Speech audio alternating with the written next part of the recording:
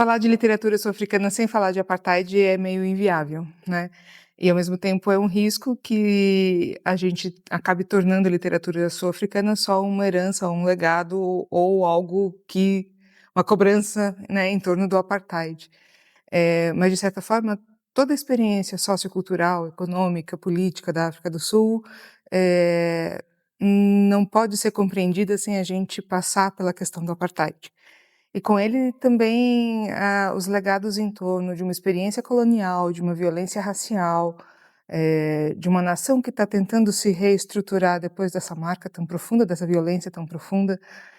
Então esse é um aspecto bastante marcante na literatura sul-africana. Então ajuda a gente a pensar como os autores sul-africanos conseguem navegar por um ambiente de censura muito intenso, né, e ainda assim oferecer elementos para incomodar, questionar aquelas pessoas que se reivindicam até distantes, né, assim, ou também dar a conhecer para a comunidade internacional uma experiência sul-africana que poderia ser super localizada.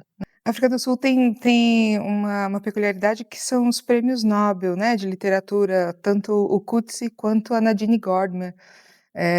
E curiosamente os 2 são brancos, acho que isso também fala um pouco sobre a permanência do racismo, né, e algumas dificuldades de ascensão e visibilidade de autores sul-africanos negros. Mais recentemente, a gente tem o Damon Galgut, que está profundamente imbricado numa reflexão sobre o que é essa África do Sul pós-apartheid, né. Lá se vão 32 anos do fim do regime de apartheid, havia um projeto de construção de uma nação que se reivindicava uma nação arco-íris, seria um projeto bastante múltiplo, mas isso não deu certo, né. E acho que não deu certo porque esse legado do apartheid ele é profundamente violento ou mais violento do que a gente pode imaginar.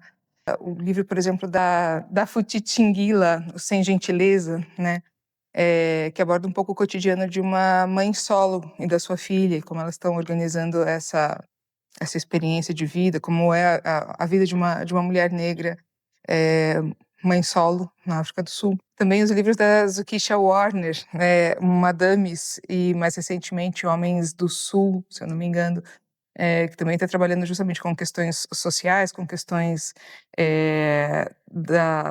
das relações de gênero, das relações entre homens e mulheres. E ela toca muito, nesse último livro dela, mais recente, Homens do Sul, na construção de uma masculinidade sul-africana, né, o que é ser homem na África do Sul contemporâneo.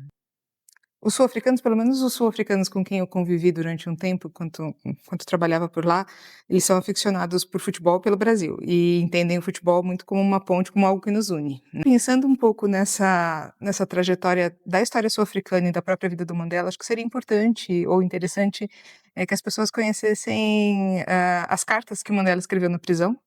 Elas estão disponíveis online na Biblion também, e acho que isso é um ponto, essa ideia de memória é muito importante na África do Sul, porque não há uma negativa do apartheid. Não há em nenhum momento uma tentativa de apagar o que houve, a violência do que houve, e como isso, essa prática política legou uma experiência de sociedade que é única, né.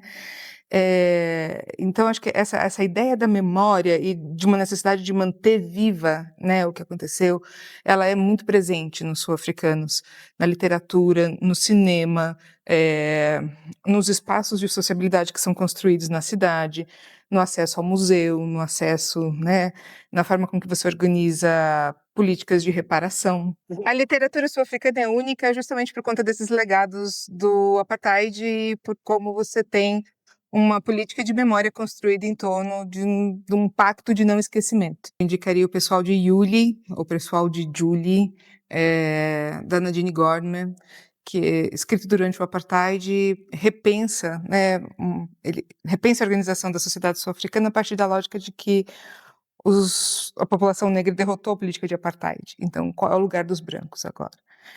E acho que dá uma dimensão de uma construção social que é capaz de dimensionar o que é a experiência da violência do apartheid.